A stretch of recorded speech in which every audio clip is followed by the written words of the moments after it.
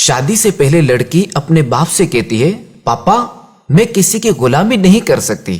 باپ جواب دیتا ہے میری بیٹی کوئی کسی کی غلامی نہیں کرتا، سب اپنے اپنے حصے کا کام کرتے ہیں۔ جو کام عورتوں کے ہیں وہ عورتیں کرتی ہیں اور جو کام مردوں کے ہیں وہ مرد کرتے ہیں، اور یوں ہی مل جل کر گزارا ہوتا ہے۔ شادی کے بعد وہی لڑکی اپنے شوہر سے کہتی ہے میں کھانا گرم نہیں کروں گی۔ یہ سن کر شوہر کہتا ہے تو پھر تم اپنے باپ کے گھر واپس چلی جاؤ کہ میں تمہاری ضروریات پورا کرنے کے لیے صبح سے شام تک محنت کرتا رہوں اور تم میرا کوئی کام نہ کرو، تو پھر ٹھیک ہے، مجھے بھی تمہاری ضرورت نہیں۔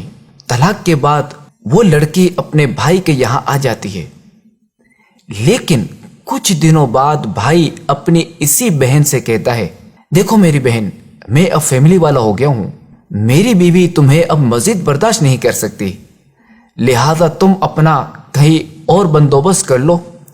اب وہ لڑکی نوکری کی تلاش میں ایک دفتر جاتی ہے۔ دفتر والے کہتے ہیں ہمارے پاس ایک فیمیل ریسیپشنسٹ کی جگہ خالی ہے، آپ خوبصورت اور جوان بھی ہیں تو آپ ہمارے ہاں کام کر سکتی ہیں۔ لڑکی کی عمر دن بہ دن بڑھ رہی ہوتی ہے۔ دفتر والے اس سے کہتے ہیں بی بی ہم معذرت خواہیں، آپ کے کام میں اب پہلے جیسی تیزی اور پھرتی نہیں رہی، لہذا اب آپ کہیں اور نوکری ڈھونڈ لیں، ہمیں اب آپ کی ضرورت نہیں رہی۔ یہاں تک کہ وہ بوڑھی ہو جاتی ہے، اب ایک نئی جگہ جاتی ہے جہاں اسے کہا جاتا ہے محترمہ اب تو آپ کی اتنی عمر ہو گئی ہے کہ اب آپ کو نوکری میں کیا دوں، آپ کو تو آرام سے اپنے بچوں کی کمائی کھانی چاہیے۔ وہ عورت کہتی ہے میرے بچے نہیں ہیں، میرا کوئی نہیں ہے۔ یہ سن کر نئے دفتر والا کہتا ہے اوہ چلیں آپ کے لیے کچھ کرتا ہوں، میرا 20 لوگوں کا اسٹاف ہے، کیا آپ ان سب کے لیے کھانا پکا سکتی ہیں جس کے میں آپ کو 6000 روپے ماہانہ دوں گا۔ یہ سن کر وہ عورت کہتی ہے صرف 6000؟ تو نیو دفتر والا جواب دیتا ہے کہ میں جانتا ہوں کہ ان 6000 میں آپ کی ضرورت پوری نہیں ہوگی، مگر کیا کروں میں مجبور ہوں، میرے پاس اس سے زیادہ کی گنجائش بھی نہیں ہے۔